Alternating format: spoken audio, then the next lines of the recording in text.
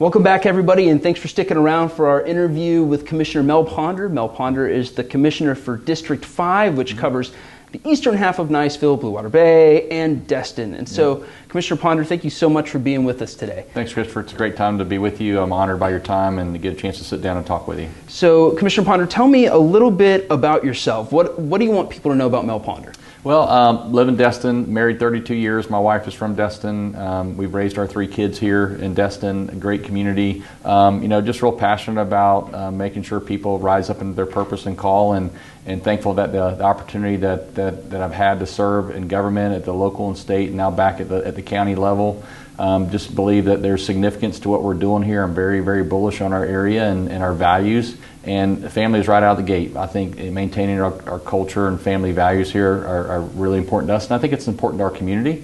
I've had the honor to be back home working at the county for almost 3 years now, and it's been a great ride. Really love what I'm doing, thankful for what I'm doing, and ultimately, hopefully, helping the people. What are you excited about accomplishing in the last year or the last 4 years? For me, I think being fiscally conservative, I'd love to see our taxpayers' dollars at work with a plan and with some consistency. And I think when the residents passed the surtax in this county by referendum, in order for us to collect an extra half-cent surtax, a half-cent penny for the surtax, all the plans were known up front.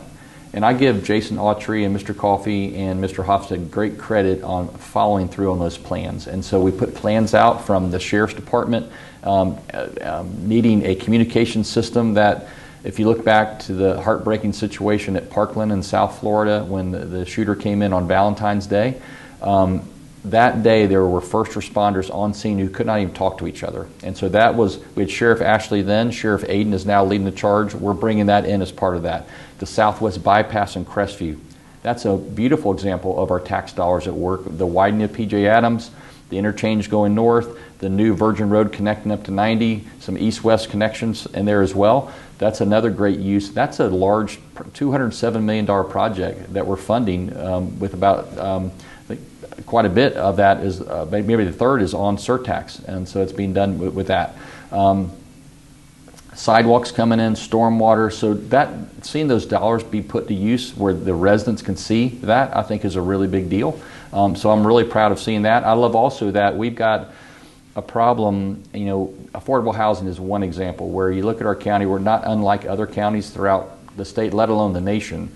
But I love how we are not sitting on that. We put together a proposal to get a plan developed, and that should be done in the coming days, thankfully. But we've got an issue. You got our military, we have missions coming in and out. We don't have adequate housing for them. Our teachers, our first responders, those that just can't afford some of the stuff we have. And so we got to be mindful of that as well. So Commissioner Mixon sits on our Affordable Housing Committee, doing an outstanding job there, leading that.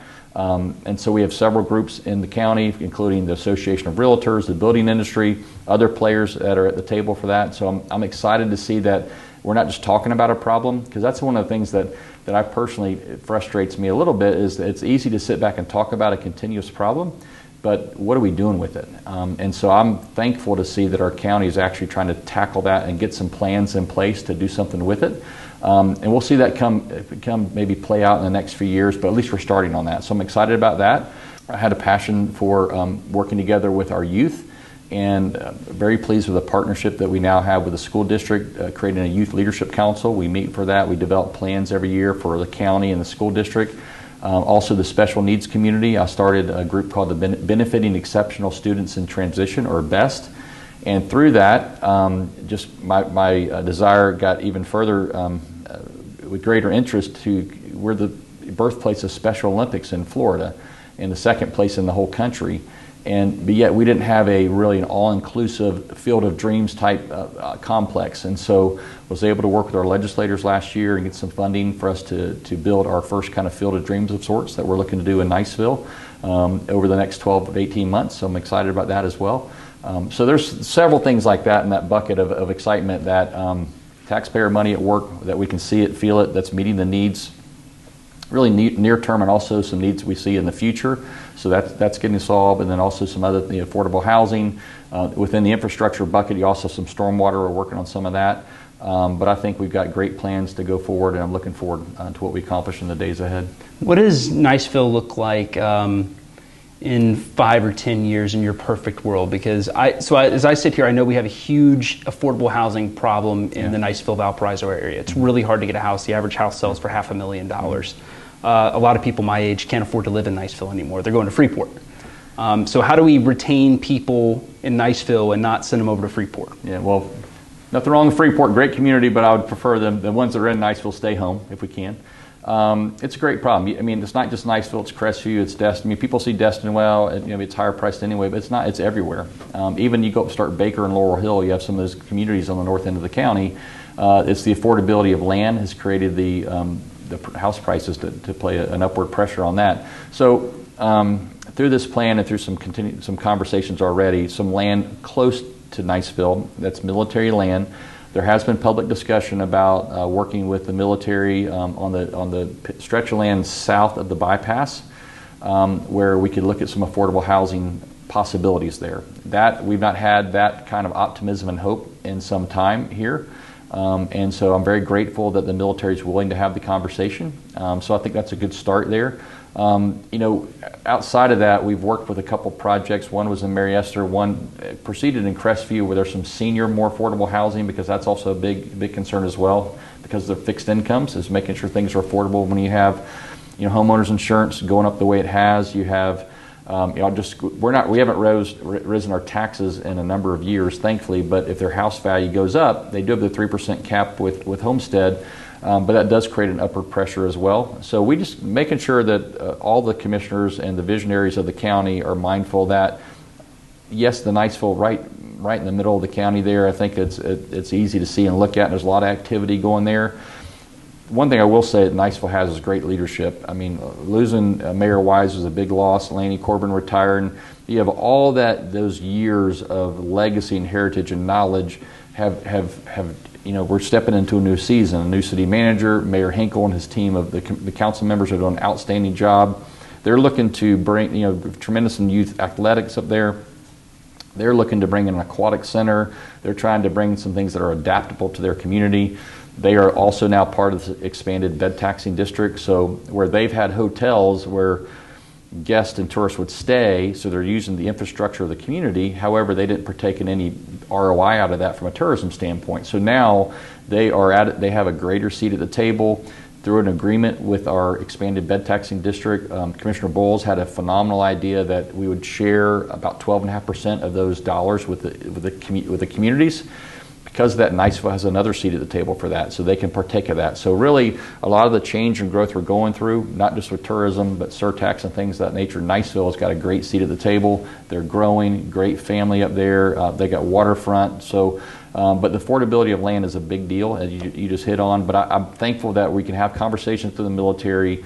I'm looking to see what this plan will bring about, because they're going to look at property type, multifamily, single family, all those type of aspects to it that we can all maybe make a plan with. So, great days, in my opinion, are ahead for the greater community of Niceville and Valparaiso. It's just trying to get from here to there, recognize that home values are a hurdle we're going to have to be attentive to. One of our two biggest industries, right, are the military, of course, which is the lion's share of it, and then absolutely tourism is a second place kind of structure in there. But we don't have a lot of diversity in, say, manufacturing right now. Can you tell me about some of your plans or the Commission's plans to build out a manufacturing base or bring in other jobs, like creative jobs, to our area? Absolutely. I mean, and it's a great question. It's one that when you talk to Nathan Sparks and One Okaloosa or anyone around the EDC sphere or One Okaloosa sphere of influence, is we've always had military, and if we ever lose sight of our fighting men and women, we're missing the mark. Over 75% of our economy, it's our number one asset in terms of the economic impact to our county. So that's hands down. You mentioned tourism. That's arguably 10 to 12% of our economy. And so now what do? We need a third, fourth, or fifth leg to the stool. And so when you're working with our partners through the EDC and One Okaloosa, manufacturing is low-hanging fruit. We've got a tremendous opportunity in Shoal River on the north end of the county. through us putting we got the governor to come and give us some economic development dollars to improve the intersection there. We got some further money to continue those improvements into Shoal River. Through our water and sewer department, we're looking at putting a wastewater treatment plant in there that will be really a huge win. We've got Highway 90 footage that we're improving. We don't have an interchange on the interstate, so that can be, like the people that are looking at it would say, hey, I'd come if you had the interchange, but yet the state say, hey, we don't do an interchange until you have people there. And so having, but we're launched now. We had a manufacturer come in and get started up there, Central Maloney, and so I'm very excited about having them to introduce that area now. So we got the ball rolling. So I think when you look at opportunities there, you have, of course, there's other industrial complexes within the county, but that one has got tremendous potential because there's a lot of land, there's a road system, there's a rail system perhaps there if we can get that connected in. But as we look to expand the third, fourth, or fifth leg, manufacturing is great. Anything around aerospace and defense is also a great win as well. And I think between NAS and Pensacola to our bases here locally to Tyndall, we have that corridor that when you look about from different advancements in military and defense spending, I think that really puts us further on the radar there. Small business coming here, working from home opportunity here, improving our broadband is another key thing. We're filling that in throughout the north end, and we're going to have some connection points to the south end as well. Makes us a little more attractive as well. So, the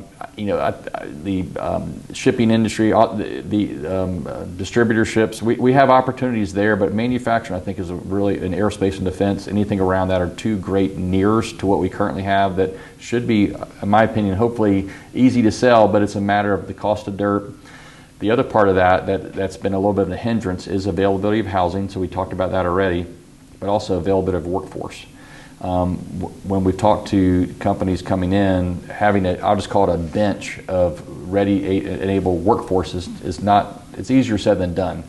But thankfully we have Marcus Chambers running the lead on our K-12 school district, who's bringing in trades and certifications into the K-12 system, but also a Dr. Stevenson at the college who's just knocking it out of the park there of trying to equip also his students with certification in trades, et cetera. And the pliability. I think that's important that when you have a college like Northwest, when we bring a potential suitor in who needs some certain training, Dr. Stevenson's been pliable to try to see what he can do to be part of that. Superintendent Chambers has done the same thing. So I think the team element we've had within our county also plays into that. So then as we embrace new third, fourth, fifth leg to our stool, we have some support systems that will help us maybe get from A to B a little quicker. But those are some of the things I think we have opportunity with. So you're up for election next year. It's a year away. Yeah. Have you started planning? Have you filed? Tell me a little bit about that process. Yeah, absolutely planning on running. I've been grateful to be back. Grateful that the voters and residents of Okaloosa have, I used to hear Senator Gaynor say, hired me. And so they've allowed me to serve and been gracious, and we're still learning to make sure we serve them the best way. But yes, I'm planning on running. My plan is to get pre-filed in the next couple of weeks, just because I want people to know that I do want to run again. I still feel called to serve. I still feel called to the local area to serve in. Still fighting for home rule and the things that matter most here at home. And so I don't, the excitement for me is, I came back running under family, faith, freedom, and forward. That still is vitally important to me. Again, is the family part, maintaining our family values, and anything that impacts that, I think we need to have a say in. Faith, engaging the faith-based community. I think we have opportunities there that I know there's when bringing faith in to do certain things, there's some that say go, some will hesitate, but I think we can have wisdom in how we work together there. The freedom is just maintaining our constitutional freedoms, and I think with our county and the leadership we have and the fellow commissioners I serve with, I think that's all important to them as well. And then forward is that piece of what we can do with surtax, working with our legislature. We're looking at the expanded bed tax, sports tourism. We have tremendous opportunities on the days ahead, and so as we look forward, expanding our economic base, as you just talked about, I'm very bullish about Okaloosa County, our proximity to the southeastern United States. The culture, the community is making sure we don't lose, as I say, the DNA of our county. As influences come in that maybe would take away from that, I think we all have an opportunity to be a watchman of sorts to make sure we maintain our identity. We have 67 counties. Each of them have a purpose and identity, and that's people choose to live there based on that. And I think what's unique about us, our area, is we do honor God, we do honor each other, we do honor our fighting men and women. I believe we have that conservative values that match up with who we are and what we stand for. When people come to visit through tourism, I want them to have family type encounters so that when they come here, they may go back home, but they're talking about something different, unique about our area. And all those things kind of all into one is why I want to keep running and keep serving the citizens of Okaloosa, because I'm just very bullish on who we are and what we stand for. So you talked a little bit about family, your first kind of leg of your four-legged school. You talked about family values. What does family values mean to you specifically? Family values means that we people of our character, people of integrity, that love family, that love each other, that honor and serve each other. And family to me, I look at the word, like for example, hospitality.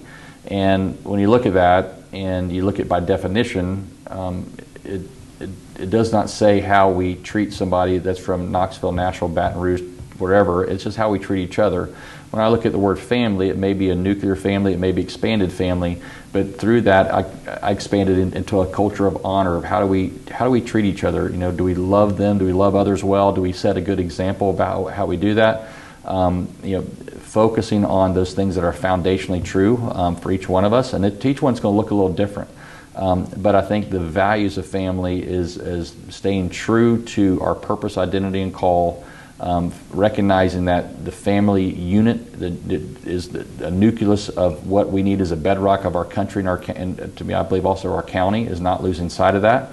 And just treating people respectfully and honorably, and not letting the political sways, help us to say one thing about someone else that's not really true. We stick up for each other, look out for each other, we care for each other, we love each other. In our communities, we all may be called to something different. I used to kind of say that when I was mayor of Destin, each one, we had various neighborhoods, HOAs or whatever, but I said once we kind of grafted into 32541, which is a zip code, we became family. And I believe, the faith-based community can demonstrate it exceptionally well, but I believe by and large, all of our communities can demonstrate it exceptionally well. That when we graft into Okaloosa County, we become part of the family and DNA of this county. And I think that could be a demonstration not only to each other, but also to other people as they come and visit, to feel like, hey man, I want to be part of that. In your opinion, what is the biggest threat that Okaloosa County faces and why? I think, economically, a big threat we have is potential loss of missions in the military. You have things like the rice whale situation that's just popped its head up recently. You have pulling bases. You have the current federal administration that may move some things around. But when you have something that's 75% of your economy, you got to be mindful. You have the Gulf Range out there, and if we lose any of that to drilling of any kind, that becomes a permanent fixture, and it takes away from the mission of the military. And so I think focusing on the mission of the military probably my number one thing to make sure we're being sensitive as a county, what we support, embrace, and what we will or will not stand for. So make sure we honor that. The second thing is infrastructure is always a big deal going forward, and I'll include affordable housing in that as well. But the infrastructure piece, roads, sidewalks, stormwater systems, anything like that is, aging infrastructure is becoming even greater problem. Even I know in the Blue Water Bay area, it's a constant issue that's brought up about the flooding that's going on there and aging and crumbling infrastructure underground. So we got to be mindful of that. Some of that falls at our feet, some of it falls at private homeowners' feet, but collectively we're in it together to look through that. Affordable housing, I'd say, is third, simply because we can't price everybody out from living in a home.